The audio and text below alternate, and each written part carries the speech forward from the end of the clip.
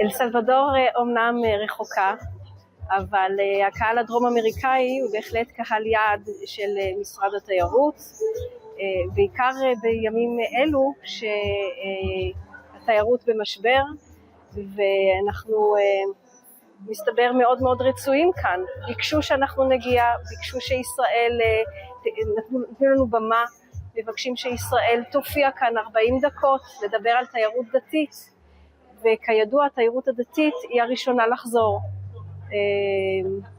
במשברים, וגם עכשיו יש לנו אבנגלים שמגיעים לארץ מבין התיירים הנוצריים. חשוב לנו להיות כאן, חשוב לנו להפגין נוכחות בכל במה שנותנים לנו, על אחת כמה וכמה במה התיירותית שמאפשרת לנו לפנות במקרה הזה של הקונגרס שהוא בינלאומי לקהלים שונים. יש כאן אנשי מדיה, יש כאן מנהיגים דתיים, יש כאן מארגני תיירות. הם פנו אלינו עם בקשה שנדבר על ניהול התיירות הדתית בארץ ישראל, וזה מה שאני אעשה.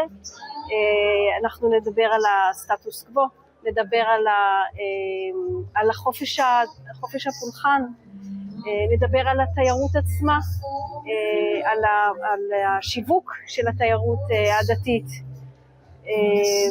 וננסה לקדם גם את התיירות, ננסה למשוך אותם להגיע אלינו. למעלה מ-50% מהתיירים שמגיעים לישראל הם נוצרים, לאורך השנים. עכשיו זה יתהפך, בשנתיים האחרונות זה יתהפך, מגיעים יותר יהודים מאשר נוצרים. אנחנו פונים לכל אחד עם מסרים שונים, גם בין הנוצרים, זאת לא מקשה אחת. אנחנו פונים אחרת לאבנגלים ופונים אחרת לנוצרים קתולים, וגם פונים לקהל כללי שהוא גם וגם וגם, גם יהודים, גם נוצרים, גם יהודים. משרד התיירות יצא לאחרונה בקמפיין יהודי בארצות הברית לקהל שעשוי להגיע לישראל, והוא הקהל הנאמן, הקהל היהודי והקהל האבנגלי.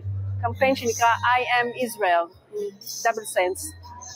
לגבי הקתולים, ברגע שהמצב יאפשר זאת, אנחנו רואים עכשיו שהתעופה חוזרת, חברות חוזרות, ברגע שיש איך להגיע, אז הם גם יגיעו, וגם הם יגיעו כשיהיה להם איך להגיע, וכשהם ירגישו בטוחים להגיע מבחינת המצב